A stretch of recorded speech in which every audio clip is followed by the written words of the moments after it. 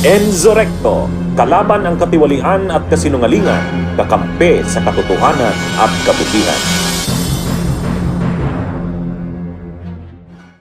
Mga kabunyog, mga kababayan, magandang araw po sa inyong lahat. Welcome po sa isa na namang episode ng ating talakayan dito sa Attorney Enzo Bunyog. Mga kabunyog, kung hindi pa po kayo nakasubscribe, subscribe na po kayo dito sa bago kong YouTube channel, Attorney Enzo Bunyog. May counterpart din ito sa Meta or Facebook, yung Informador. Kung hindi pa po kayo nakafollow, follow na po kayo. Mga kabunyog, pag-usapan natin dito sa aking Attorney Enzo Bunyog YouTube channel at sa Informador Meta or Facebook page. Matindi yung kantsaw ni Sentry, ni dating Senador Sani Trillanes. Matindi yung kantsaw kay ano ha? Yung kantsaw kay sino 'yan? Kay Bato. Matindi yung kantsaw ni ni Bato kay durog si Bato sa kantsaw ni Senador Trillanes Tungkol saan? Oh, sabi ni sabi ni dating Senador Sani Trillanes, kung talagang mahal niya si Tatay Digong, hindi ba sinasabi niya talagang mahal na mahal niya? Samahan niya na roon. Yan. ha? Yan yung sabi ni dating Senador Sani Trillanes kay Bato de la Rosa. Kasi si Bato de la Rosa, laging sinasabi niya, mahal na mahal niya si Digong. Hindi niya ito pababayaan, hindi niya ito malilimutan. Hindi siya magiging Bato de la Rosa na ganyan. Kung hindi dahil kay Duterte. Totoo ba yon? Totoo naman. Sino ba naman yan si Bato? Paano naman yan magiging PNP chief? Kay Duterte.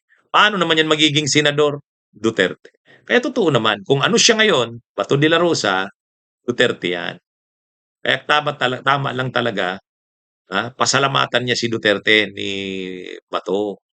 Kaya lang, ang problema niya, dinala rin siyang, siyempre si Duterte, maraming bagay na pinagawa sa kanya, kahit mga illegal na. Yung mga patayan sa Davao ng Davao Death Squad. So, panahong PNP chief siya niyan. Dahil alam ni Duterte yun na kung anong ipagawa niya kay Bato gagawin nito, yun, ginawa niyang PNP chief. Yung mga patayan sa drug wars, pinagawa kay Bato, ginawa rin ni Bato. Yan. Kaya nga ngayon, may kaso siya. May kaso si Duterte, may kaso din siya sa ICC. Pero ang kapalit naman ng lahat ng yan, ng pagsunod niya kay Duterte, kahit mga alanganin, illegal na pinagagawa, ay ginawa niya, yun, ginawa siyang PNP chief, ginawa siyang, nanalo siyang senador sa tulong ni Duterte. Ngayon, nakakulong si Duterte. Lagi pa rin bukang bibig ni Bato, mahal ko ang presidente. Ipaglalaban ko siya. Ngayon, ang kantyaw sa kanya ni Trillanes, okay, kung mahal mo ang dating presidente, mahal na mahal mo nga siya. Samahan mo na. Huwag na daw magtago si Bato. Maghanda na siya sa paglabas ng arrest warrant, huwag na siyang magtago. Dahil mabuti naman na kung lumabas ang arrest warrant ng ICC, mapupunta siya sa ICC, masasamahan niya na si Duterte. Yun. Yun ang ni Trillanes. Tama naman, di ba? Kaya durog si Bato dyan Kung mahal mo si Tatay Digong mo, samahan mo na doon. Huwag ka nang magtago. Anuhin mo na. I-consider mo na yung paglabas ng arrest warrant ng ICC ay pagkakataon mo na masamahan si Duterte doon dahil mahal mo siya. Sabi ni Trillanes kung mahal mo talaga si Tatay Digong mo, samahan mo na doon. Di ba? Huwag ka nang magtago. Mas gugustuhin mo nga na lumabas na yung arrest warrant para maaresto ka na, madala ka na. Kaya lang ang problema kasi ni Bato, marami kasing problema si Bato pag nakulong siya Unang-una, baka dumating yung punto na si Duterte nga ay sobrang tanda na, tapos hindi na kaya ang doon sa kulungan, maawa na, humanitarian considerations ang ICC, palayain siya. Pwede yun. Maiiwan sino? Si Bato. O kaya posible naman talaga na ah, ito, masentensyahan sila pareho, O di siyempre life imprisonment o mga 40 years, gano'n, na makukulong. O, si Duterte hindi natatagal 'yan. Hindi naman tayo naghahangad mamatay si Duterte, kundi hindi natatagal 'yan, tanggapin natin 'yan. Matanda na, sakitin na, maraming ano, o posibleng mamatay 'yan sa kulungan. Pero 'pag namatay si Duterte, si Bato de la Rosa mananatili pang buhay ng ilang taon. Ngal pa, malakas pang masyado. O di ano na ngayon mangyayari? Sinamahan niya si Duterte dahil mahal niya ito, sa bandang huli iiwan siya ni Duterte, siya ang maiiwan. Kaya mabigat kay Bato na makulong siya. 'Pag nakulong siya at na-convict silang dalawa, tapos ano si Duterte may mangyari dito, mamatay sa kulungan, siya ang maiiwan. Pangatlo, yung gastos ng pagkakakulong sa ICC. Gusto niya siyempre kukuha din siya ng sarili niyang abogado. Hindi niya may ipo-provide na lawyer ang ICC, gagastusan ng ICC 'yon, parang kung sa atin, PAW. Pero kung gusto niyang abogadong may tiwala siya, kukunin niya yung abogado. Kaya lang saan siya kukuha ng pambayad? Sabi ni Sara Duterte, 'pag naaresto daw si Bato, matutulungan niya ito. Mayroon daw siyang kilalang lawyer na posibleng maging lawyer nito, British. Ang tanong, sinong magbabayad ng lawyer na 'yon? Kung 150 million pesos yan ang isang buwan, saan kukuha si Bato niyan? Kung mayroon man siya kahit 1 billion, sa loob ng lang isang taon, ubos yan. Ha? Kung mayroon man siyang ninakaw sa gobyerno na 1 billion, mauubos yan.